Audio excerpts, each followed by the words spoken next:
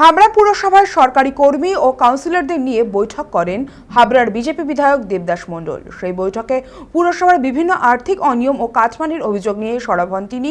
পুরসভার অর্থ কোথায় এবং কিভাবে ব্যবহার হয়েছে তার পূর্ণ হিসাব না পেলে আইনানুগ ব্যবস্থা নেওয়ারও হুঁশিয়ারি দেন বিধায়ক।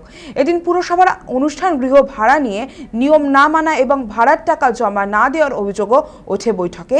এ বিষয়ে কড়া ভাষায় দেবদাস মণ্ডল জানান, বকেয়া টাকা মেটানো না হলে এফআইআর দায়ের করা হবে। অন্যদিকে বৈঠকে উপস্থিত তৃণমূল কাউন্সিলররাও বিজেপি বিধায়কের সামনে চেয়ারম্যান নারায়ণ চন্দ্র সাহার বিরুদ্ধে একাধিক অভিযোগ তোলেন।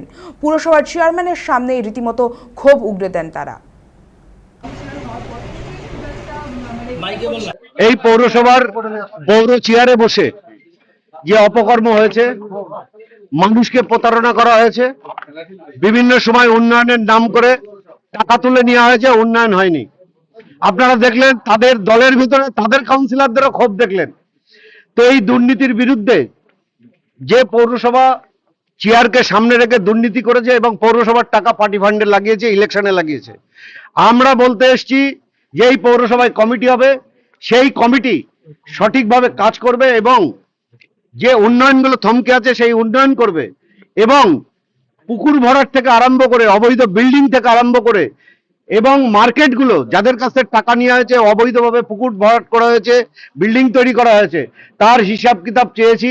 48 ঘন্টা টাইম দিয়েছি, তার মধ্যে চেয়ারম্যানকে তার উত্তর দিতে হবে। এবং এখানে এফও সাহেব ছিল, ইও সাহেব ছিল, তাদেরকেও বলেছি যে সরকারিভাবে যে কাজগুলো এসছে, যেমন অমৃত প্রকল্প আছে, বিভিন্ন প্রকল্পের কাজ আছে, পৌরসভার ওন ফান্ড যেগুলো ট্যাক্স আদায় করে নেয় তারা নিজেরা ভাগবাটা করে নিয়েছে। আমার 24 জন কাউন্সিলরের মধ্যে একজন মারা গেছেন, বর্তমানে 23 জন কাউন্সিলর। সংসারে তো ছোটখাটো নিজেদের মধ্যে একটু অশান্তি থাকে, হয়তো তার কারণে একটু কিছু ক্ষোভ বিক্ষোভ বিধায়ক সাহেবকে পেয়ে করেছেন, কিন্তু অতীতে কখনো বলেননি। নিশ্চিতভাবে আগামী দিনে চেষ্টা করব যেন কারোর কোনো ক্ষোভ বিক্ষোভ না থাকে। স্বাভাবিক চেয়ারম্যান যখন পদে রয়েছি, স্বাভাবিক তো চেয়ারম্যানকেই বলবে, এটা স্বাভাবিক জিনিস, এটা হয়। চেয়ারম্যান চেয়ারে আছি, এটাকে শুনতে হবে। না, আমার এই বোর্ড স্বচ্ছতার সঙ্গেই চলেছে। প্রত্যেক বছর আমাদের অডিট হয়েছে, প্রয়োজন পড়লে নিরপেক্ষ তদন্ত হবে, তাতে কোনো অসুবিধা কিছু নেই। আমি মনে করি আমরা স্বচ্ছতার সঙ্গে আমরা করেছি। রাজনৈতিক পট পরিবর্তন হয়েছে, স্বাভাবিক কারণে অনেকেরই মানসিকতারও পরিবর্তন হয়েছে, এটা অস্বীকার করার কিছু নেই। কোটি কোটি টাকার ব্যাপার, সরকারিভাবে যদি এটা তদন্ত করা হয়, প্রকৃত তথ্যটা কিন্তু হাবড়ার মানুষের কাছে উঠে আসবে। দেখুন, এসব দায়িত্বে ছিলেন চেয়ারম্যান এখন বলছেন যে এটা চার্জ কাউন্সিলর ছিল।